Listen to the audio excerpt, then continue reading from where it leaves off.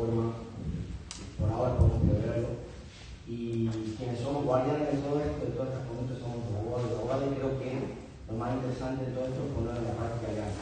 El fundamento de esta diplomatura es eminentemente práctico, comenzar con la herramienta técnica y saber formalmente qué es inteligencia artificial, distintos usos, qué pasa con la inteligencia artificial generativa. Esto no es para ingenieros, es para abogados y abogadas. Esto es una herramienta de utilidad. Creo que la idea justamente es canalizarlo con la comunidad jurídica y que podamos acompañarnos en el marco de la Universidad Nacional de Tucumán y el laboratorio que dirijo ahí en Tucumán. La idea también es alfabetizar de manera federal todo lo que venimos trabajando. Y bueno, tras eso hemos puesto en práctica estos 10 módulos que inician en general o particular y tienen una transición desde el ejercicio profesional, desde el proceso legal, en marco de audiencias orales, contra exámenes de testigos. Realmente tienen una intensidad muy buena para que generen un vínculo con debate en el derecho sustancial, pero sobre todo en la práctica profesional. ¿Qué necesidades tienen acá desde el colegio que se pueda abordar con el uso de herramientas de informática y siempre y cuando tengan el contacto social? Vamos a ver también cómo tiene impacto en distintas disciplinas de derecho, en consumo, cómo tiene su impacto en el derecho penal, en la propiedad, etc. Como tenemos en el tema. Así que bueno, sin más preámbulo, agradecerles y invitarles a que den un paso hacia adelante en esto. Creo que es muy interesante. Ayer y hoy estoy participando en la sesión de funcionarios. La justicia quiere empezar a implementar esto, pero me parece mucho más importante que quienes son guardianes del derecho de calle, ¿no? Así que terminan formando realmente la paz social, tengan la oportunidad de conocer la herramienta, combatirla cuando sea necesario y que sean neutralidad también. Muchas gracias.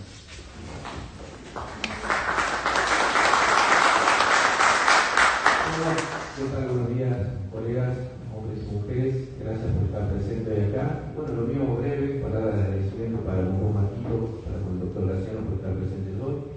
Y decirles que, bueno, esta diplomatura en inteligencia artificial seguramente será muy bienvenida para todos los colegas y colegas de Catamarca. Así que invitarlos a todos a que adhieran, que participen. Seguramente va a contribuir mucho a nuestra formación en tiempos en donde la inteligencia artificial está muy presente en nuestras vidas. Así que bueno, agradecerte Marquito por traer la propuesta a Catamarca.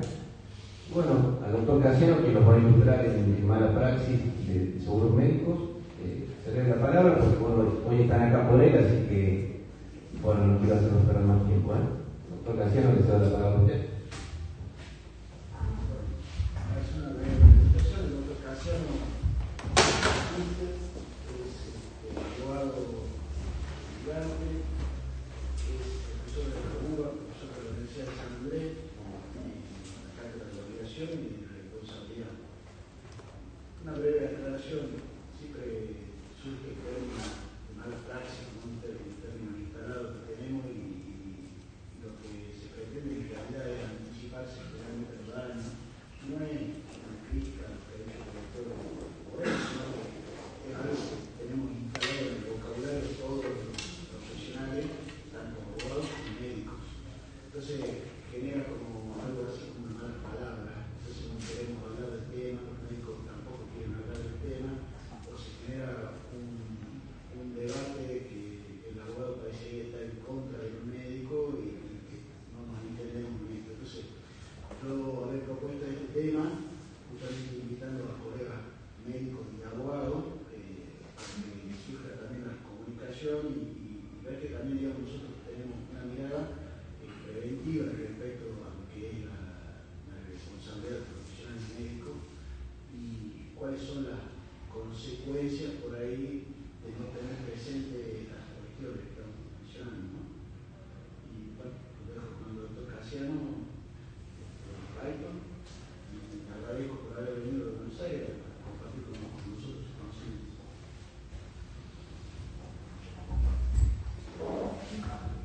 Hola, buenos días a todos, muchas gracias. Gracias Juan, gracias al presidente del colegio, al colegio, a todos los acá presentes, a FEJA.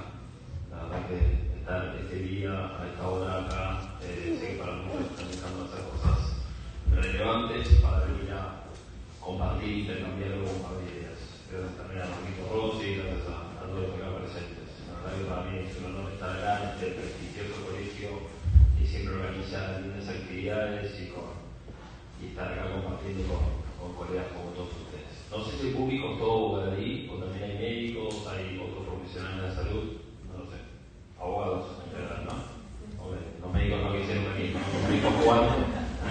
tema de que están los médicos, ¿no? Igual, lo importante me parece que se sepa, tanto médicos como vos, a qué se enfrentan, ¿no? A qué nos enfrentamos, ¿no? O que sepan también los médicos cómo evalúan los jueces o cómo toman el prisma de su conducta frente a diferentes situaciones. Entonces, mejor es saber cómo actuar, o cómo te va a evaluar un juez, o cómo te va a evaluar un perito, o qué dice, o qué valoración de la conducta se te aplica, que mejor que no saber nada. Así bueno, sin más problemas, gracias nuevamente, y vamos a empezar con praxis médica. Praxis médica de seguro es el tema. Voy a intentar ser concreto, práctico, no vamos a hacer esto bien extenso, y después si quieren hacemos un espacio de preguntas, consultas, intercambios.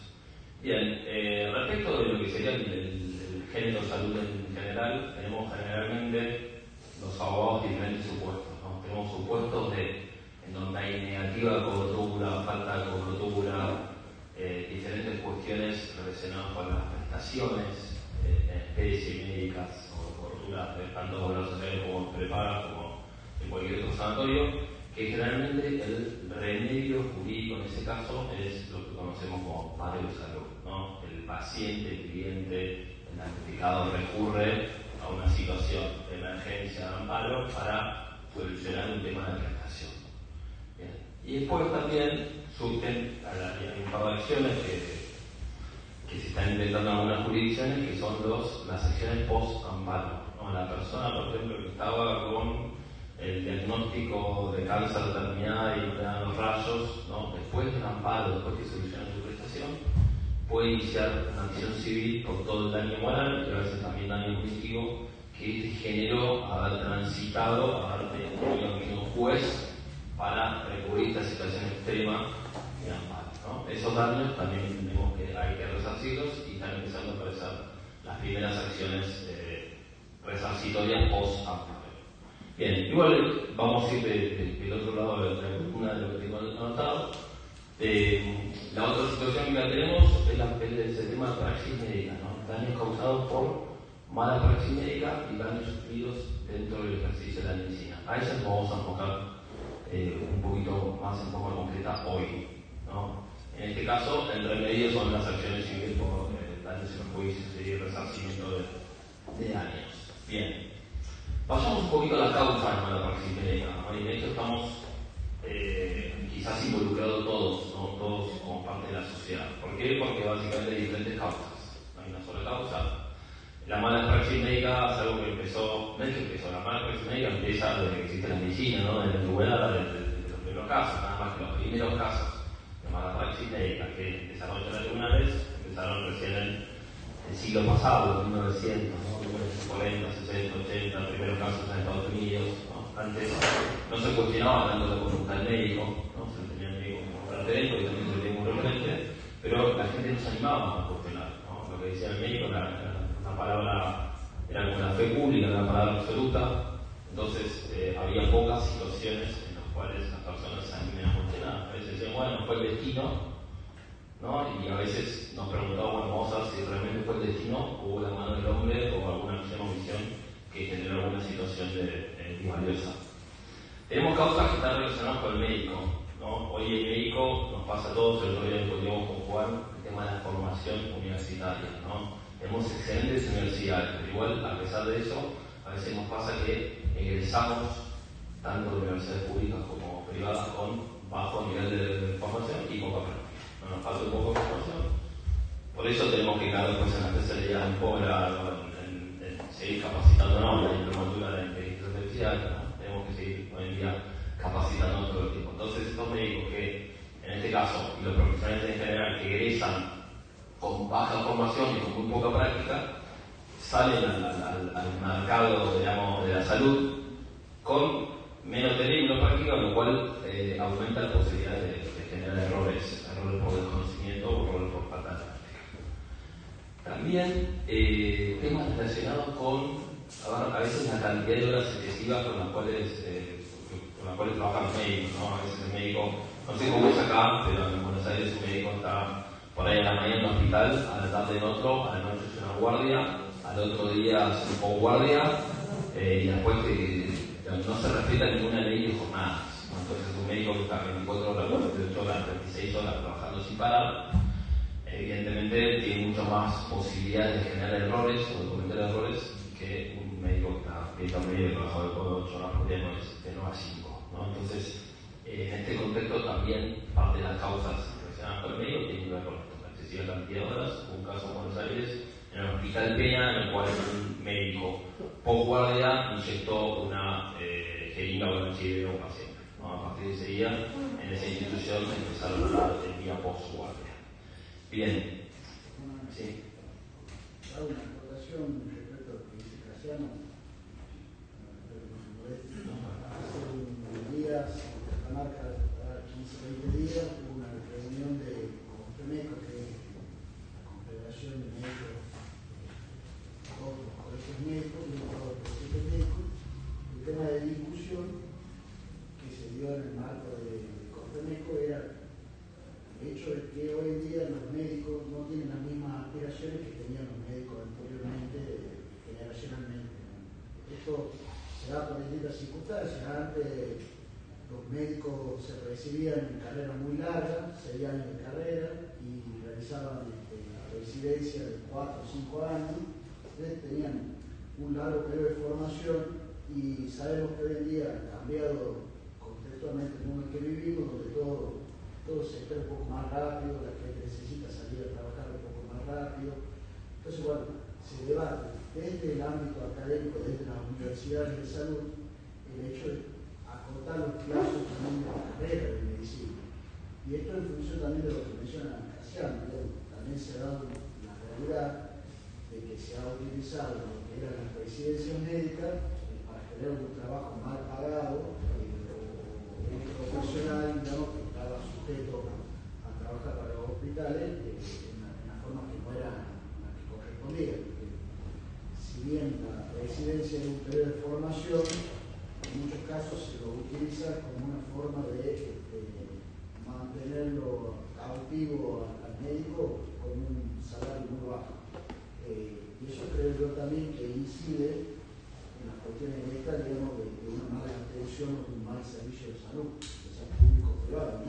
Sí, bueno, a veces también justamente lo que genera el médico pasa de un centro de salud a otro es quizás la luz insuficiente o la exigua remuneración lo obliga de algún modo a trabajar en el centro de salud, a hacer guardias los fines de semana, ¿no? Entonces, eso también es un factor que el médico, para que cierre el día, cae en esa dinámica, y después eso obviamente genera más posibilidades de que un médico sin dormir o sin estar descansado genere errores o tenga errores. Bien, vamos a algunas causas relacionadas con los pacientes. Nosotros también como pacientes de algún modo ayudamos a veces que haya causalidad.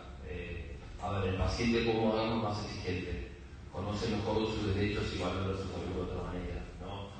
Antes el paciente era más un conejillo de India que se dejaba, digamos, a veces probar con nuevos medicamentos, nuevas prácticas, y un poco se dejaba manipular, entre comillas, por el médico. Hoy el paciente es más exigente, y además el paciente hoy hace sus búsquedas, ¿no? Se baja la aplicación doctor no sé cuánto, busca en Google o en cualquier lugar. Entonces el paciente, cuando va al médico, ya sabe que tiene, ya se automedicó, ya se, digamos, le preguntó al sobrino que está haciendo enfermería, se llega al consultorio médico y dice: yo en realidad yo ya sé que tengo, pero quiero validar con vos esta cuestión para ver si cambio el remedio que yo ya me auto estoy tomando, ¿no? Entonces, esa situación obviamente relacionada con el paciente también influye en que pueda haber situaciones que viven en problemáticas relacionadas con la salud.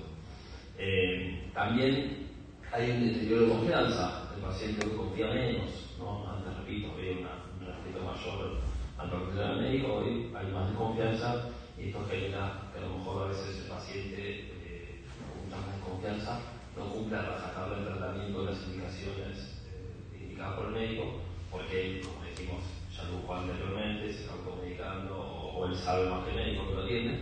Entonces esto también puede generar alguna situación de dañosidad. Y por último tenemos algunas causas relacionadas con el entorno socioeconómico, ¿no? Obviamente los altos costos de la medicina generan que no siempre podemos acceder al mejor tomógrafo, al mejor análisis, a la mejor prestación, ¿no? Hay diferentes tipos de medicina. Algunos pueden hacer a uno mejor y otro peor, y también aparecen otro tipo de contingencias relacionadas con los nuevos equipos médicos, relacionados con los aparatos nucleares, ¿no? Aparecen otros tipos de contingencias relacionadas con el riesgo o vicio propio de las nuevas tecnologías. Bien. Pasamos un poquito a las obligaciones del médico, ¿no? El médico tiene que asistir a los pacientes sin discriminaciones, tiene que prestar diligentemente sus servicios, tiene que aplicar lo que llamamos la lex artis, que son los usos, los métodos o las técnicas adoptados por la práctica médica, tiene que seguir los protocolos médicos, ¿no? Los protocolos médicos son esta serie de recomendaciones confeccionadas por expertos en diferentes especialidades que los médicos tienen que seguir ante determinado síntoma, decir, bueno, primero hago esto, si esto no funciona, tratamiento alternativo, derivación, criterios de alta, son un montón de reglas, así como los abogados tenemos a veces manuales de buena praxis o diferentes estrategias para operar jurídicamente, también los médicos tienen lo propio. La diligencia de hacer el diagnóstico, los médicos están cansados por la confidencialidad, el secreto profesional. Hoy en día por ahí las personas, antes en otra época, escondían más los diagnósticos de las enfermedades. Hoy creo que todo el mundo habla más de las enfermedades, cuenta más, ¿no? Pero bueno, no deja de ser un tema propio del paciente, el médico tiene el deber y el derecho también del secreto profesional, tiene que realizar adecuadamente la historia clínica, hay que conservarla, la conservación de los unidades de la institución, tiene la obligación de informar, esto es muy importante. Podemos hablar algo de consentimiento informado, que a veces no se respeta. Ayer hablamos en una cena que tuvimos con algunos de los colegas que están acá, que, por ejemplo, los odontólogos nunca hacen consentimiento informado, o casi nunca, ¿no? Y a veces el consentimiento informado te lo dan cuando ya te ponen la bata para operarte y te están por inyectar anestesia, ¿no? Entonces te hacen firmar, te hacen poner una especie de garabato en un papel o te hacen apretar un clic en la computadora. Entonces, ahí está fallando el tema de que el consentimiento informado tiene que ser oportuno. Bien. Algunas leyes del ejercicio de la medicina, recordemos que en la medicina en parte también la regulación de las profesiones es parte de las facultades noveladas por provincia, con lo cual cada provincia va a tener su ley de ejercicio de la medicina, algunas se adhieren a una ley de Catamarca, que tiene una ley de medicina nacional, ley de la provincia de Buenos Aires, leyes nacionales, etc. ¿no? Bien. Vayamos un poco ahora a la relación médico-paciente. ¿Cómo es? La relación médico-paciente puede ser directa o indirecta, puede ser espontánea o requerida y puede ser contractual o extracontractual. ¿No? Generalmente directa cuando alguien va directamente al consultorio médico, hay una relación indirecta, vos contratás con el médico, vos lo querés a él, vos lo elegís a él, y hay una relación directa sin intermediarios. ¿No? Decimos que es indirecta cuando uno voy al sanatorio, no sé, San Martín, para inventar algún nombre de sanatorio, y me dicen, bueno, acá el consultorio 314, tratando con el médico García, ahí es indirecta la relación entre el paciente y García, ¿no? Puede ser espontánea o requerida, ¿no? Espontánea, si yo me caigo en la calle, me atiende el examen, es una situación espontánea, yo no requerí, o si yo estoy, por ejemplo, en un estado de conciencia, también. Hay alguien que puede, a veces hay un familiar que puede llegar a requerir esa situación, pero en principio el respecto del paciente es espontánea. Requería cuando alguien requiere el acto médico, requiere la práctica médica. Y contractual y extracontractual, obviamente en la mayoría de los supuestos es contractual. Hay supuestos extracontractuales también que tienen que ver con este supuesto de atención médica en la calle, atención en situación de emergencia, el médico que está en el avión, en el bucle, en la calle, en alguna situación, donde también el paciente no requiere ninguna situación, no hay contrato ahí por medio y hay una situación extracontractual. También hay criterios, por ejemplo, la provincia de Buenos Aires dice que en el caso del hospital público, como la salud es un servicio público, en esos casos es extracontractual, ¿no? Es un criterio de una jurisprudencia en un lugar determinado. En realidad este criterio tenía que ver con la situación de prescripción, ¿no? Recuerden que para los que vimos el viejo código teníamos dos prescripciones, ¿no? 2 años para la esfera extracontractual y 10 años para el contractual. Entonces, ¿qué pasaba? Si vos tenías un criterio de la salud, digamos, pública contractual, achicabas 8 años de juicio de malpraxis, ¿no? Pero bueno, bien, seguimos un poquito más. Sí.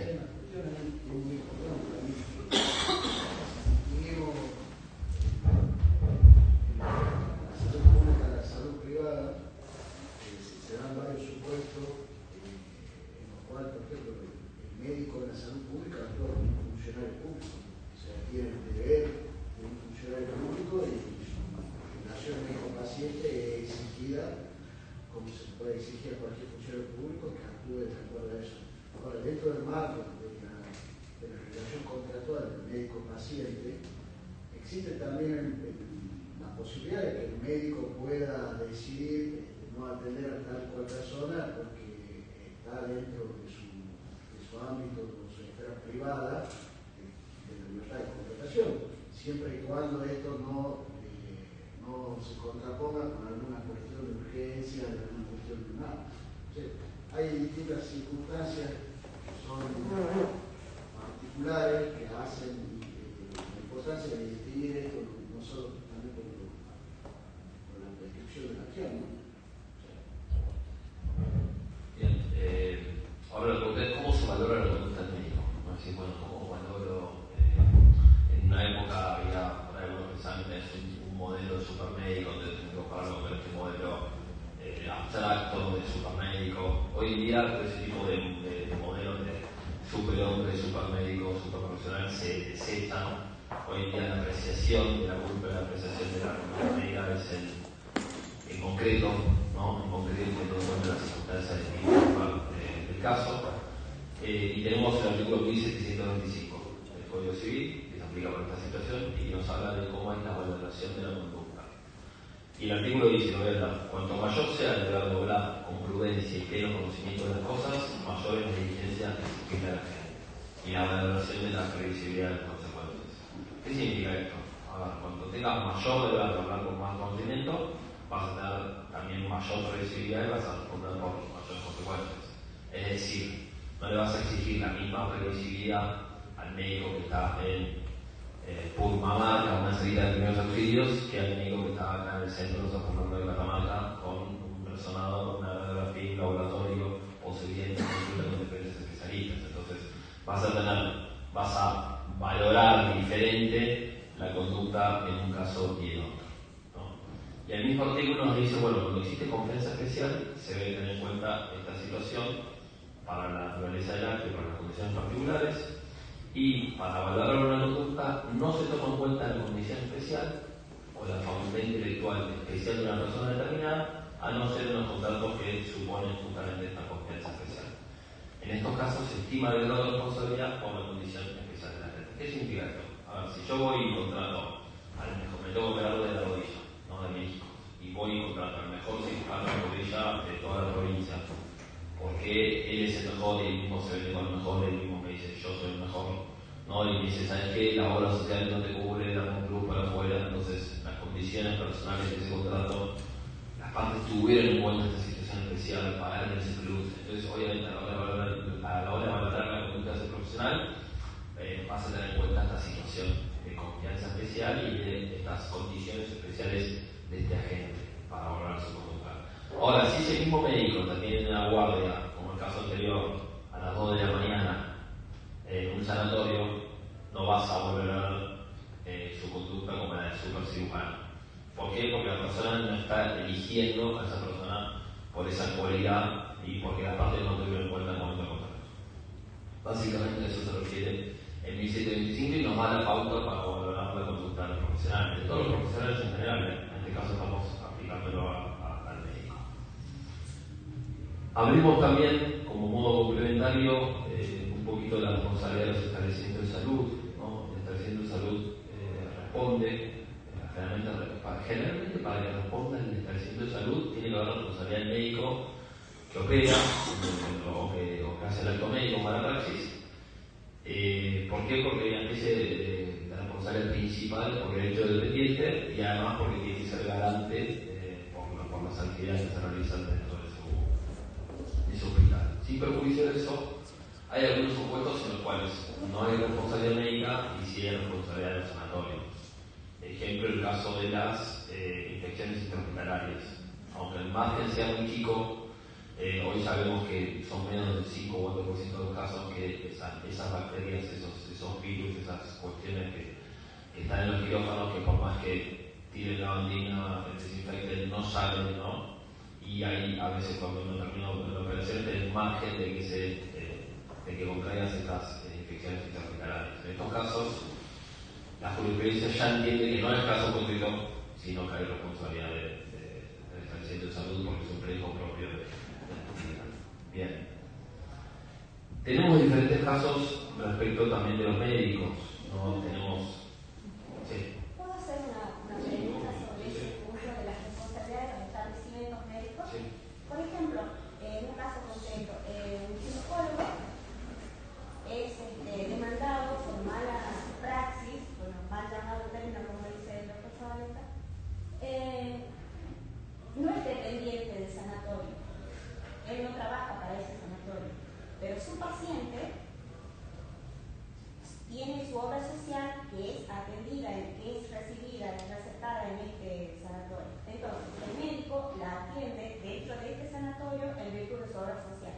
Ahora, el sanatorio, según su criterio, la mayoría de la doctrina dice que tiene responsabilidad porque prestó todo el espacio, el quirófano, los materiales, la enfermera, para su criterio, ¿tiene responsabilidad más allá de que el médico no forme parte de su staff médico?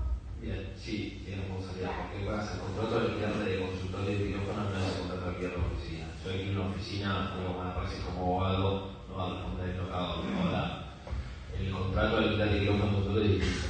Primero, por eso le venía a cualquiera. Yo mañana recibo el médico, voy a alquilar quirófano a la clínica de acá al lado y dicen, no, ¿quién sos? ¿No? Realmente hay más, las propias clínicas a veces se jactan de los médicos que operan y todo. Y además, porque tienen que responder por lo que tienen que ser garante, si querés, en los términos del 1757 y en los términos también de los deberes de seguridad contractual y todas las cosas que pasan dentro de tu clínica. No es que haga así. Probablemente, si aparece alguien tipo si ya lo vimos sin matrícula médica, no le dejen operar, ¿no? O sea, hay una especie de control. En este caso, el médico concurre a este lugar porque su paciente tiene la obra social que se recibe. Sí, pero igual de lavado generalmente porque es igual de determinado, ¿sabes? Hay la si querés de seguridad y la responsabilidad por ser garante, la garantía de las cosas que pasan dentro de tu sanatorio.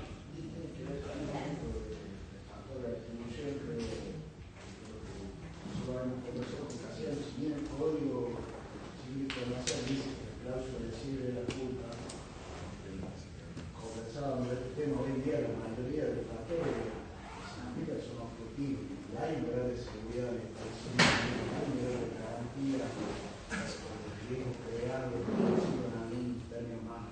¿Y con el código Beresano también identifica la expresión? Sí, ¿Para ustedes? Sí. Quizá yo ahí pueda diferir con Caseno. El código del SAT nos daba la posibilidad de que en este caso por tema de la culpa como segundo factor. Pero hoy en día claramente, digamos, la mayoría de los factores de atribución y en la circunstancia esta dan un deber de seguridad, un deber de garantía respecto a quienes tienen una retribución por los servicios. El sanatorio no es que presta gratuitamente al consultorio médico. El sanatorio es retribuido por la actividad profesional que está realizando el médico en ese consultorio. Entonces, debe responder porque eso le ha generado a él también También el grado de seguridad de los establecimientos de salud, hay otros supuestos.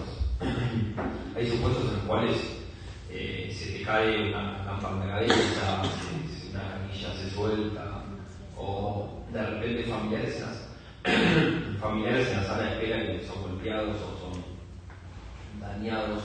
También debe ser que incluye todo eso, no siempre tiene alguna praxis médica. Cualquier situación de la dañosidad de un hospital, tanto del paciente como de los familiares, entra dentro del deber de seguridad. ¿No? Obviamente esos casos no son más praxis médica, o no hay tipos médicos. Bien. Se aplica el 1753 respecto a la responsabilidad por el independiente, ¿no? El principal responde por el independiente. Cuando está en ejercicio de operaciones e instituciones, obviamente, ¿no? Cuando está en ejercicio real o aparente, ¿no? Sí, como si está operando o si está a disposición en el hospital. Bueno, respecto a los médicos tenemos diferentes casos. Tenemos el caso, básicamente, vamos a mencionar dos casos, el caso de actuación individual del médico, o mejor dicho, tres casos, actuación individual del médico, obviamente responde por su propia conducta, artículo 1749, responsabilidad por el hecho propio, ¿no? La valoración la hacemos por el 1775, y después tenemos dos casos distintos que son el caso del grupo de médicos y el caso del equipo médico, ¿no? Generalmente, la diferencia tiene que ver que, en ambos casos participan varios profesionales, pero la diferencia tiene que ver con que en el equipo médico hay un jefe, generalmente, y este jefe tiene un deber de organización, coordinación, supervisión de todos los profesionales. Y además a veces el jefe es el que contrata directamente con el paciente, con lo cual los terceros auxiliares son ajenos a la propia firma del contrato, sin perjuicio que se puede entender que también hay responsabilidad contractual. Pero el jefe en este caso, la diferencia es que responde por sus deberes de coordinación, supervisión de los otros cirujanos. Generalmente hay un cirujano principal que es el jefe y dos auxiliares, después tenemos el instrumentista, tenemos el cardiólogo, el hematólogo y el anestesiólogo. Estos tres últimos, cardiólogo, hematólogo y anestesiólogo, generalmente tienen responsabilidad independiente, ¿no? El anestesiólogo va y responde solo por la anestesia en forma individual. El cardiólogo también, cuando da el acto, ¿no? para la cirugía, y el hematólogo, en caso de que corresponda, también. Entonces, básicamente la diferencia es esta. En cambio, en el grupo de médicos, son todos médicos que actúan en plano de igualdad. Están todos en igualdad de condiciones, todos actúan en forma conjunta, pero no hay ningún médico que los coordine, que los supervise, que los organice, ¿no? Entonces, al no haber de supervisión, responden todos por su conducta única y por la causa única, ¿no? En los casos, y también tenemos por último los casos de actuación médica plural independiente. ¿Qué significa esto? Casos en los cuales por ahí una misma persona pasa de diferentes manos médicas en un mismo día. Entonces, también en la mañana el clínico, a mediodía el cardiólogo, a la tarde el neurólogo y a la noche el oncólogo. Entonces, tenemos 4 médicos distintos de diferentes especialidades, de diferentes situaciones, y al final del día tenés daños o tenés hechos graves. Entonces, por ahí no podés determinar exacto de quién fue o quién vino, pero en ese caso podés aplicar el artículo 1761, creo que nos habla del autor anónimo, ¿no? En el caso de que yo tenga un grupo determinado de personas de las cuales sé que actuaron y proviene el daño, se aplica la responsabilidad, que son responsables todos, salvo los que demuestren que no participaron del hecho dañoso, ¿no? Es un artículo importante cuando pasan estas situaciones. Repito, tanto en el grupo médico como en la actuación médica plural independiente hay muchos profesionales, pero no hay ni nadie que los coordine, ni ninguno que sea jefe.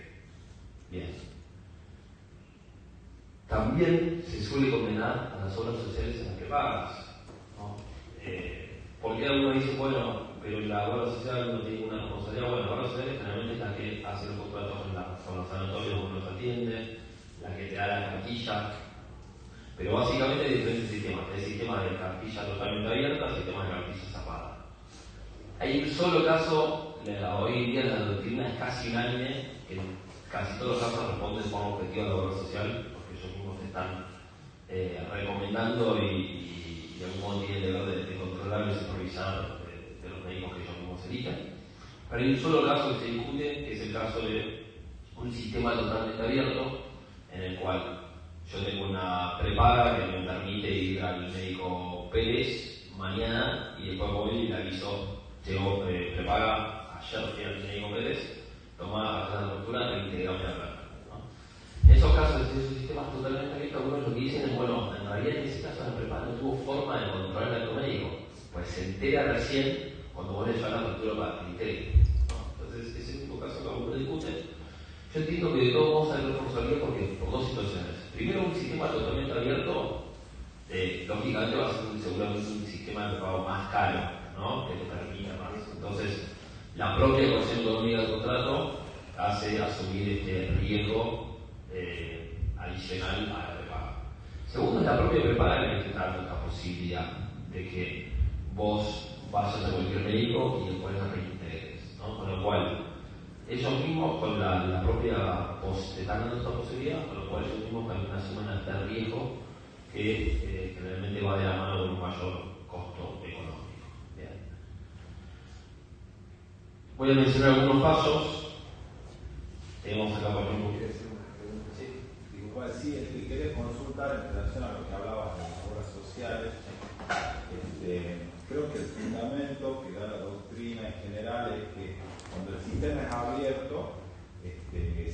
se basa en libertad de elección del afiliado por parte del prestador. O sea, teniendo en cuenta, por ejemplo, que pueda hacer la elección y después generar un reintegro y demás. En ese caso en particular, ¿cuál sería el fundamento que vos considerás para, digamos, producir, más allá del tema de la responsabilidad objetiva, cuál sería el fundamento, si es que hubo, digamos, libre elección del afiliado de elegir el prestador, cuál sería el fundamento concreto jurídico, en tu opinión, para determinar una responsabilidad por parte de la obra social? Bien. Yo creo que tiene que ver con el riesgo propio de ser adelante del riesgo propio de la actividad médica. ¿No? Si vos sos una obra social, hay riesgos dentro de la actividad de salud, y parte de los riesgos son estos, que tus prestadores fallen, que tus prestadores se equivoquen, como mismo le da la posibilidad, bueno, no cualquier sistema, obviamente repito, el sistema abierto va a ser más costoso, va a ser un plan, al menos a nivel de pago, va a ser un plan mucho más costoso. Claro, excepcionalmente el sistema abierto. Sí, la que tienen, repito, no hay muchas contestaciones, son muy casos. Yo entiendo la postura de yo me enteré recién, pero bueno, entonces, si no sirve eso, únicamente cierran esa posibilidad. Si volvemos al sistema cerrado o semi-cerrado. Disculpa, yo creo que lo que dice el doctor acá supone un poco lo que es la cuestión local, donde vos tenés acá la obra social de la provincia, que tiene cobertura con la mayoría de los colegios profesionales y por supuesto es abierta. Estimo yo que no digo que no pueda haber responsabilidad de la obra social, pero me parece que es mínima la posibilidad de demandar o que sea solidario, digamos, en este caso. O sea, si bien no es absoluto, calculo esto, no sé si eso es lo que vos querés marcar o no. No, a ver, yo lo que voy generalmente se la demanda la obra social. No sé cómo es acá, se la demanda, no, salvo que a veces nos paga con nosotros. Pasa que con ese criterio, imagínate, tú vos tenés el colegio médico, todos los médicos de Catamarca, o sea, por ende tendría que demandar siempre, como que cuando demandas al titular dominante del vehículo y el conductor es lo mismo, ¿me entendés? O sea, como que hay cierta solidaridad, pero el presupuesto no es que nosotros tenemos acá, porque vos... Estoy poniendo el ejemplo porque me parece que él apuntaba a eso, al tema de la obra social local. Hay muchas prepagas hoy donde obviamente es distinto, que por ahí no, en Catamarca todavía no está tan... Yo creo que el supuesto que dice el doctor no es cuando no hay un contrato, o sea, es un contrato plurilateral, digamos, como puede ser el contrato de tarjeta de crédito, digamos. Lo que sucede es que si yo, prestador de una obra social de los servicios médicos, yo tengo un contrato previo con los prestadores, digamos, que ofrezco mi cartilla. Ahora, si yo tengo un sistema abierto, yo tengo un contrato previo con ese médico. Ahora, lo que él refiere es que ese beneficio que le genera la obra social, ese beneficio económico, genera ese deber de seguridad, pero porque... Sí, porque obviamente se aplica el criterio de la objetividad, está claro, no entiendo. Digamos que está generando un beneficio, a costa de ese beneficio, o obtener un caso de mala praxis médica.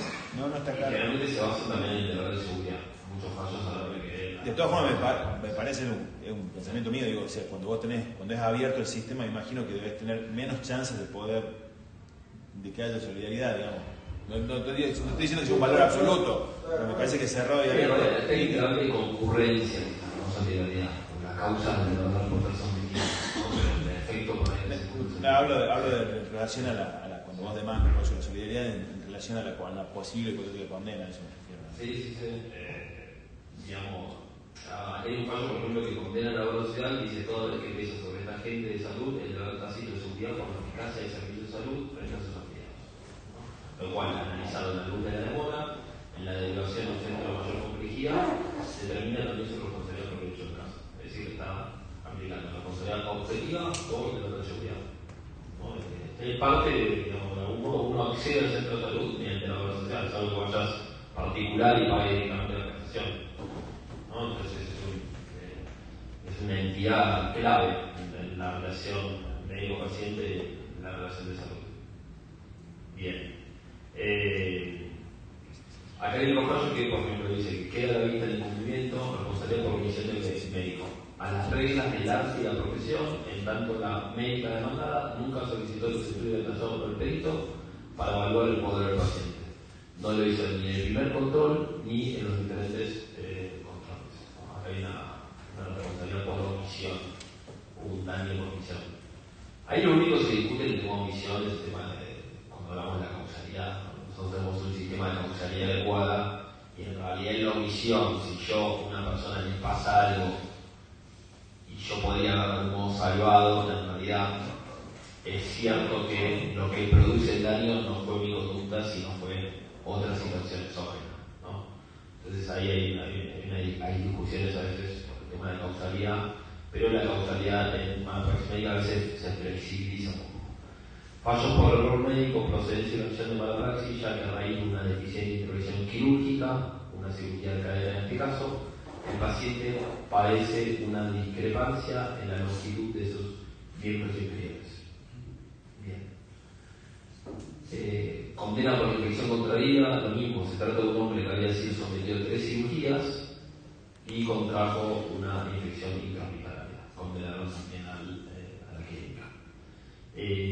Falta de consentimiento informado. La decisión de admitir la demanda por mala praxis reposa en la falta de consentimiento informado, ¿no? ¿Por qué? Porque básicamente cuando no hay consentimiento informado, el médico de la clínica puede reportar también por riesgos típicos. ¿Por qué? Por no informar. Básicamente. O sea, por eso es muy importante el deber de dar la información. Ahí, ese tema de dar la información, creo que hoy es un tema más trascendente, digamos, respecto a la responsabilidad médica. De hecho, que bueno, el tema del consentimiento informado es el tema de discusión en la jornada de derecho civil ahora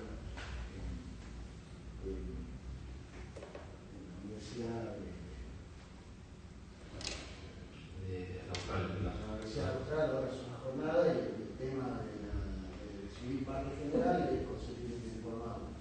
Yo ayer mencionaba y conversaba un poco de esto. Generalmente en la práctica se suele hacer un formulario preimpreso donde pecan generalmente por 2 cosas: o por tener mucha información, la cual el paciente no la recibe adecuadamente, o por tener poca información que también no describe toda la situación a la cual por ahí el paciente está al cual está adhiriendo, porque también la doctrina ha entendido que son contratos de adhesión. Yo por ahí pensaba, y lo hemos conversado, y se ha conversado también en el marco también de Controneco, el hecho de que por qué no hoy se podría dar un consentimiento informado de una entrevista y se graba. Yo digo, qué mejor que el médico viene, sabemos que el médico escribe mal, que el médico no está preparado para redactar un consentimiento, entonces no es abogado. Si lo redacta el médico, se lo pasa a la boca, lo redacta, nosotros no tenemos los conocimientos médicos. No todas las circunstancias a las cuales está sometido el paciente son iguales. Entonces, no será mejor que en una empresa hoy hablando de urgencia, de toda la tecnología a la cual nosotros accedemos y demás. ¿Qué pasa si previo a la intervención quirúrgica tiene una entrevista el médico y le graba la entrevista? Y le informa y le dice, mira, tu cirugía consta de estos riesgos, consta de este procedimiento, y por qué no el paciente tiene la oportunidad también de preguntar y decir, quisiera yo saber qué es lo que no es más cómodo ese tipo de consentimiento. Hoy nos encontramos en condiciones tecnológicamente de hacer un consentimiento de ese forma. Creo que sería mucho más adecuado a prevenir la responsabilidad médica de esta forma, ¿no? El consentimiento informado, yo creo que es una plantilla preimpresa y ya rellenamos con los nombres de los datos personales y a lo que voy es que cada especialidad médica tiene un informe incorporado en la consentimiento, ¿vale la redundancia? ¿O es todo lo mismo? ¿O porque no debería ser todo lo mismo? Claro. Por eso te he mandado medicina y no está todo informado. La sobreinformación no es información. Vamos a cualquier sanatorio de la provincia y el consentimiento informado es generalmente el mismo. Nada más que cambia el nombre del médico y la especialidad. Me operé de la rodilla. Voy a un ginecólogo.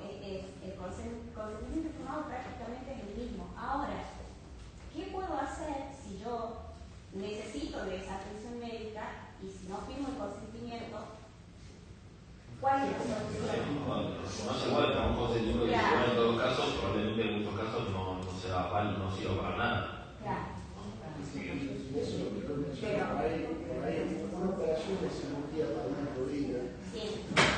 Seguramente no sea la misma en una persona de 100 kilos, en una persona de 80 kilos, en una persona que hace deporte, en una persona que hace deporte. Claro.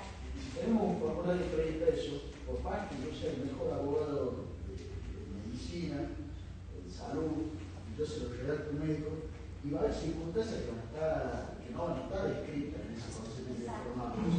Por ahí, si yo veo que viene una persona que es deportista, pide una operación de rodilla, yo le tengo que decir, ya probablemente no pueda volver a practicar deporte en forma profesional, no lo pueda hacer, salvo. Entonces, esa circunstancia particular del caso se debe de tener una particularidad y una descripción particular. Los médicos sabemos que no se encuentran, digamos, en condiciones de hacerlo a diario, en cada intervención que hacen, que no cuentan con el tiempo. Quizás sí lo hacen de forma verbal, pero cuando ellos tienen algún problema o algo, no cuentan con eso. Si no, yo le dije, yo le expliqué. Por eso yo creo que quizás sea más propicio de una entrevista que sea grabada como consentimiento informado. Por supuesto, sería plenamente válido como prueba Es una idea, yo pienso que podría ser válido. ¿Cómo no sería válido? Yo quizás si mi condición de juez me trae una entrevista en la cual ha sido grabada, donde el médico me ha explicado todas las consecuencias de la operación que iba a tener, y el paciente se ha podido preguntar, le ha dicho, estas son las condiciones, y después no me podrá reclamar que no puedo jugar al fútbol profesionalmente porque yo le avisé, le dije, mira, probablemente vos ya no puedes, pero por tu edad, Lo que pasa es que actualmente, doctor, usted verifica un expediente que no está digitalizado de los riesgos en donde se aplica el código de examen. Usted ve la documental que presentan las partes, está el consentimiento informado que es idéntico prácticamente, y después en el resto de la prueba documental, por ejemplo, en las hojas en la historia clínica, en las hojas quirúrgicas, en donde va detallado qué es lo que pasó con el paciente, ahí sí sale el nombre y la firma del médico que lo operó, del médico que lo fue controlando, pero el consentimiento informado hoy en día en los expedientes más viejos, antes de la reforma del código, sigue siendo un problema a la hora de su valoración, porque como dice el doctor, es un contrato de adhesión, yo estoy obligándome, estoy aceptando todo lo que dice como consecuencia, entonces después poco tengo para reclamar, salvo el caso excepcional en donde se produzca un daño que sea irreversible y que no haya un nexo, una interrupción del nexo causal entre la acción del médico y lo que realmente le pasa al paciente. Eso quería saber cuál es su opinión. No creo que usted como paciente tenga poco para reclamar, yo creo que tiene más para reclamar. El más perjudicado del consentimiento hoy en día es son médicos. Que haya un consentimiento no significa que cualquier cosa que pase es más praxis. Justamente hay que valorar la conducta del médico con 1075. ¿Fue dirigente o no dirigente? ¿O algún hecho que salieron más en los protocolos y las normas biológicas? Eso es lo que hay que explicar. No te cambia la conducta del médico. Lo único que pasa, por ejemplo, si una operación tiene el riesgo de, no sé, peritonitis, una operación de peritonitis, está el riesgo, un riesgo típico y eso está debidamente informado, bueno, por ese riesgo no hay responsabilidad. Pero solo por ese riesgo, por esa situación, si fue debidamente informada y si el médico fue dirigente. No cambia el clima. Yo lo que quería preguntar, ¿cómo debería interpretarse el consentimiento informado? Que yo vi que algunas clínicas le hacen llenar un formulario en blanco prácticamente, con una línea de puntos, que el médico lo puede llenar después tranquilamente, le hacen firmar al paciente. ¿Cómo debería interpretarse? ¿Se puede impugnar tranquilamente? Sí, bueno, te pasa, eso es un prueba, ¿no? Hay una pericia sobre la jugada de la tinta, a ver si fue llenado por lo posterior, y si la letra del paciente o no, que es medio difícil sin margen, es muy chico. ¿No? También yo lo que pensaba que por ahí, o sea, estarían O sea, por todos los lados que lo veas lo podés criticar. Por una parte criticar también que sea preimpreso, que puede haber cosas que falten o cosas que no estén. Y por otra parte podés criticar también el hecho de que se pueda llenar después, que le pueda hacer agregados, cosas así también. Lógico, respecto a la oportunidad, lo más importante es que se haga cuando ya tenés la fiesta de operación. Ese es el momento importante. No el momento previo exacto de la operación, si estás con la banda y los zapatos quirúrgicos, no. Ahí no es el momento propio, que está por un gancho en ese momento. Bien. Si avanza un poco más, bueno, ahora de los síntomas de mala praxis, lo que puede ser significado es evaluar la situación con profesionales del derecho, obviamente nosotros como vos ponemos el derecho, pero necesitamos también, en muchos casos, no en todos los casos, algún perito de parte que sea el que nos analice la historia clínica y nos haga un dictamen si hubo buena o mala praxis, ¿no? Salvo los casos de error médico muy grave, o no sé, donde tenían que amputar la pierna de la cama A y se amputan de la cama B, o en ese tipo de casos no hace falta ningún perito, salvo para la determinación de incapacidad. Después, analizar si es conveniente alguna medida preliminar, ¿no? Si tenés que secuestrar la historia clínica o no. Lamentablemente sigue habiendo mucha adulteración de historias clínicas. Entonces, por más que a veces algunas instituciones hoy las tienen digitalizadas, las tienen con firma electrónica, ¿no? Hablando acá de un poco de tecnología, a veces todavía se siguen alterando, se siguen completando cosas. Entonces, en algunos supuestos, si no te la dan los técnicas, puedes hacer una medida preliminar de secuestro. Después, bueno, después te queda, puedes intimar o no a la legitimidad pasivos y luego iniciar mediaciones, acciones judiciales, etc. A veces lo que sucede es que son varios legitimados pasivos, ¿no? Pues tenés, hablando un poco acá del seguro, tenés el seguro del médico, el seguro personal del médico, el seguro del origen médico, el seguro que da la institución médica. A veces hay seguros con diferentes franquicias o tope, un seguro que responde hasta, no sé, hasta 20 millones de pesos y otro responde hasta 10 millones de pesos. Entonces tenés a veces 5, 6, 7, 8 legitimados pasivos, ¿no? 8 abogados a un lado y del otro lado un abogado que está accionando contra 8, 10, 20 abogados del otro lado, ¿no? El abogado de la obra social, el abogado de la clínica, el abogado del médico, el abogado del seguro, el abogado del otro médico, el abogado del anestesiólogo, ¿no? Hay bastantes, suele ser a veces complicado trabajar analítico tanto legitimados pasivos. Apuntamos algo sobre el análisis económico también de estas situaciones. ¿Cuántos casos quedan sin resarcir porque en ningún abogado lo quiera tomar o porque las chances por ahí son mínimas? En muchos casos mala praxis que dicen, bueno, puede haber mala praxis, pero yo realmente he transitado un proceso de 3, 4, 5, 8 años con las chances mínimas, probablemente la opinión de abogado y también del cliente, porque el cliente tiene que transitar, tiene que ir a la pericia, tiene que tomar testigos, tiene que hacer un montón de cosas, ¿no? Tiene que arriesgarse al riesgo con todas las costas. En muchos casos, el análisis económico es tanto para el abogado, que va a tener trabajo por 5 años de escrito, demandas, operaciones, como para el cliente también, que se somete a diferentes riesgos. Bien. Análisis probatorio. Lo más importante va a ser la pericia médica, lógicamente, ¿no? Lo más importante es lo que diga el perito médico sobre lo que había que hacer y sobre lo que no había que hacer y sobre las consecuencias derivadas de esa acción o omisión médica. Después vamos a hacer la historia clínica, que es un documento muy importante, que si no aparece va a haber resoluciones fuertes en contra del gobierno y las instituciones médicas. El deber, es algo particular de la historia clínica, porque el deber de conservación es la clínica, la titularidad del paciente, y el que la tiene que completar son los profesionales que la atienden, ¿no? Entonces, si uno la pide, por nota o por carta de documento, dentro de 48 horas te tiene que dar una copia. Si no te la dan, puedes hacer un secuestro o puedes hacer también una acción abierta, ¿no?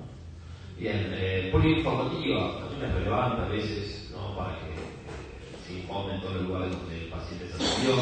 A veces las instituciones son muy importantes, pero los informes son de un renglón, ¿no? Me pasa que contestan, digo, a veces digo tanta institución y contestan un oficio de un medio renglón, ¿no?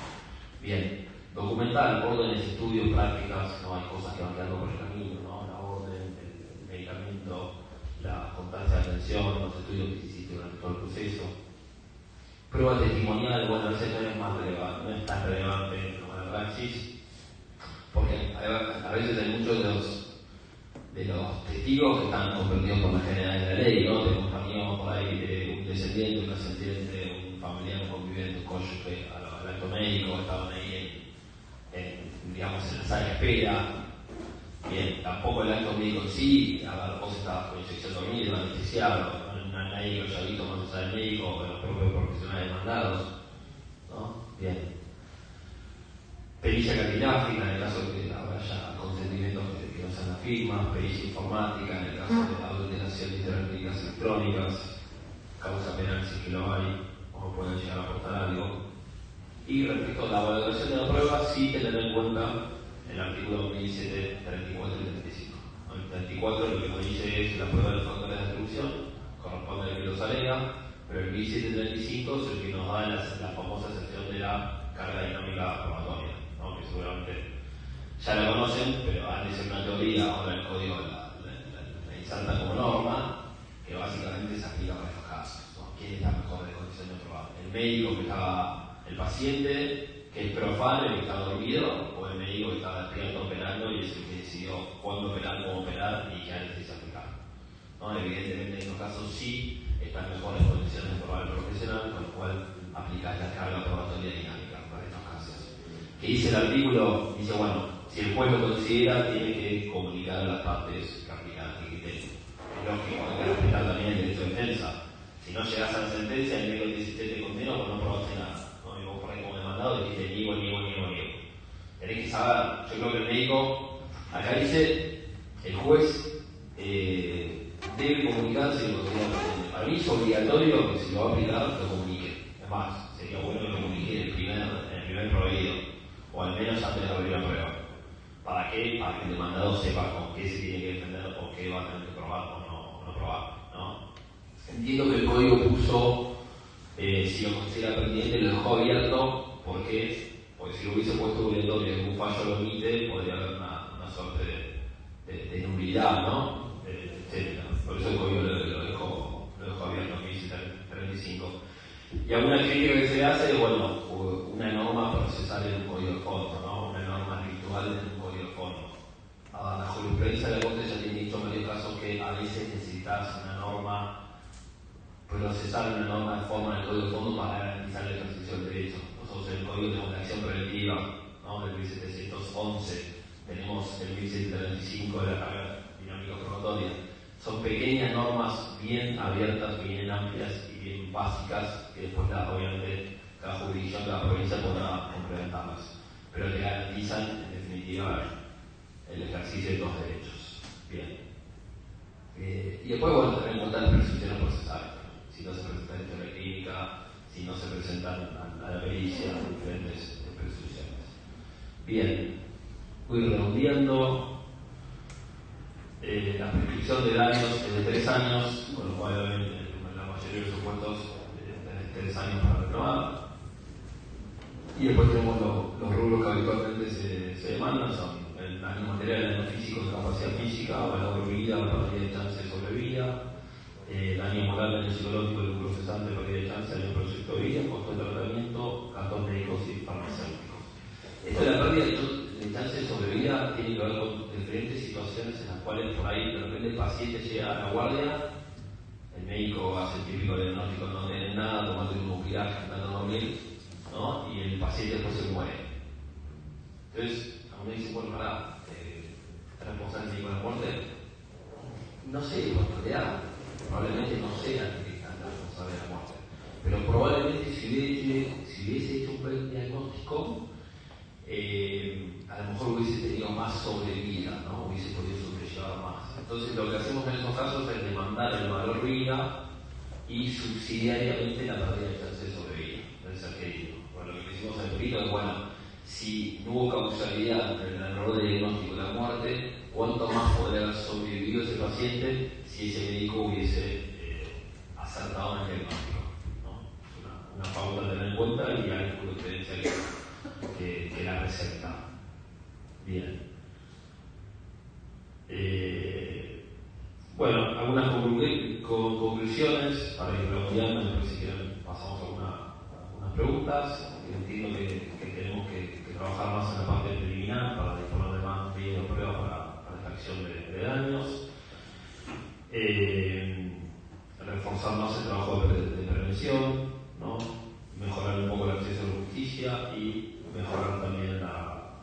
cuestión de los tiempos judiciales. Bien, bueno, les agradezco por haber escuchado acá, quedo abierto a debates y a preguntas.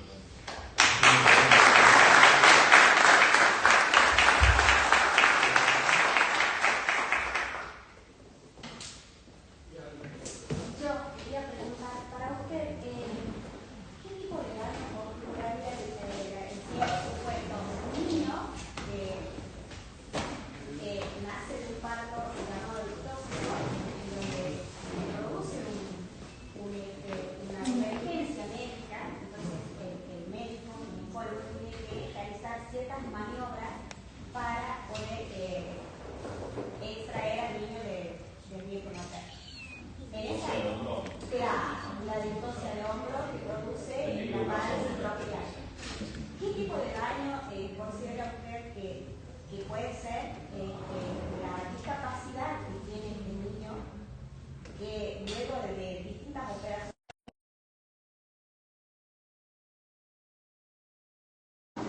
El brazo de tal manera que no puede, por ejemplo, tomar un cubierto, atarse los cordones. ¿Qué tipo de rubro sería para usted? ¿Cómo lo demandaría usted? Tenés incapacidad física por el principio 46, incapacidad psicofísica, psicológica por el principio 46, tenés daño moral, también. Pero más por el lado de la dificultad de mantener a este niño en realizar distintos tipos de trabajos, por ejemplo, no poder manejar. Es difícil en tu caso para dar medir a veces la chance, pero bueno, también está la chance. No, en esos casos se suele, porque ¿qué pasa? Hay casos, me acuerdo de, por ejemplo, chicos que si bueno, esa persona está jugando todo el tiempo con los Playmobil espaciales y quería ser astronauta de la NASA, ¿no? Sin embargo, vos no podés sentir un accidente a los 5 años y decir que iba a ser astronauta, ¿no? Es muy difícil cuantificar, entonces algunas jurisprudencias suele tomar, para los efectos de medir las incapacidades y todo, suele tomar salarios promedio, ¿no? Para volver a decir que iba a trabajar en la no sé, es imposible. Llegas a tomar a los efectos del 2046 salarios promedio de convenio. No sé, otros aplican mínimo vital y móvil, pero el mínimo vital y móvil me parece